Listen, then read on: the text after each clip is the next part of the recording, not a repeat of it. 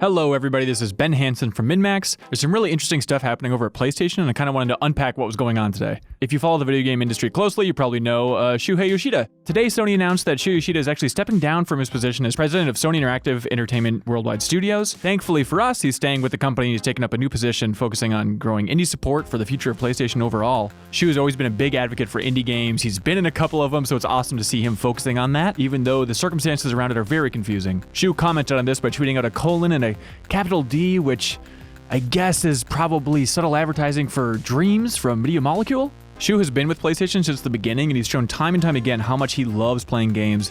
That guy gets it. He's so sweet, and he's one of the last kind of feel-good executives, I'd argue, that Sony has over there at this point. We're really lucky that Shu is staying at PlayStation. There's been a shocking amount of turnover and upheaval at all levels within PlayStation lately. Earlier this week, Gio Corsi, who was the global head of second-party games at PlayStation, he started on the third-party developer relations team. He announced he was leaving. Our boy John Drake, who was the global head of portfolio strategy and content acquisitions and senior director at PlayStation, recently went to Disney. There's people like my former coworker at Game Informer, Annette Gonzalez, who's on the first-party team by the time she left. She's over at Microsoft now. You know, within Sony, there were also the PR and marketing layoffs, primarily in Europe. And you could go all the way back to Adam Boyes, the VP of third-party relations, when he left to join Iron Galaxy a couple years ago. There was also Andrew House that left back in 2017. He was the president and CEO of Sony. The last couple years have been dramatic. And obviously the biggest departure is PlayStation's former chairman for Worldwide Studios, Sean Layden, when he abruptly left earlier this year. It's still bizarre that Layden still hasn't commented on Twitter about his departure, but it is nice to see him at least directly tweeting at other folks involved here. And a lot of people watching this might be thinking, oh, well, the games are still good, right? Well, yeah, even if, some of the upcoming games have frustratingly ambiguous release dates, but the people here really matter. It might sound cliche, but having fans of games and people that play games regularly and understand what's good for gamers at the top of a company is really important. And it's fascinating that they're getting ready to launch the PlayStation 5, and this is not the same team that successfully launched the PlayStation 4. Things are always so delicate at the launch of a console. Any decision or one line from a person at a press conference can have a huge impact on our buying decisions and just overall the tone and reception for a new console.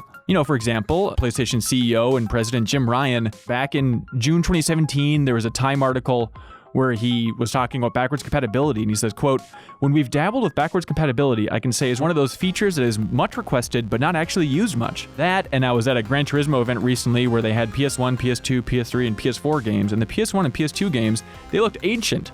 Like, why would anybody play this?" Or there was a Eurogamer interview a while ago as well with Jim Ryan talking about cross-platform play and saying, yeah, we're open to it, but, we got to look out for our business interests first. And it's just these simple messages, and this is the stuff that makes an impact for the hearts and minds of gamers going to the next generation.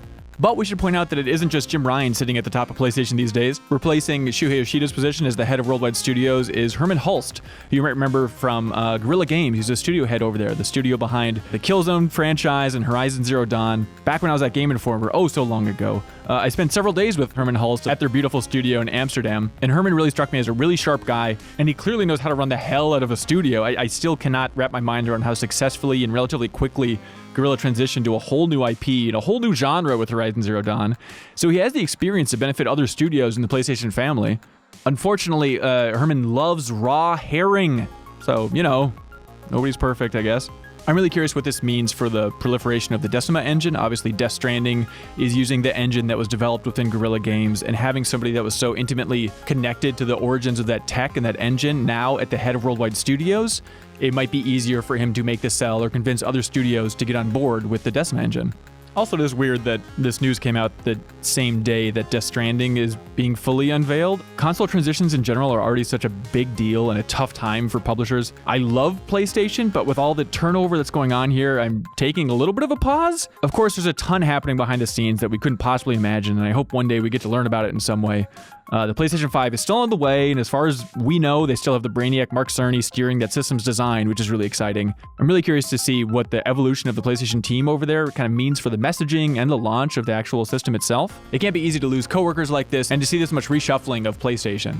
But hey, best of luck in the future, everybody. Wild times at PlayStation. From in-depth game club discussions with the community to live streams every single week, weekly podcasts, exclusive videos, everything under the sun is at patreon.com/MinnMax2Ns. Check it out, everybody.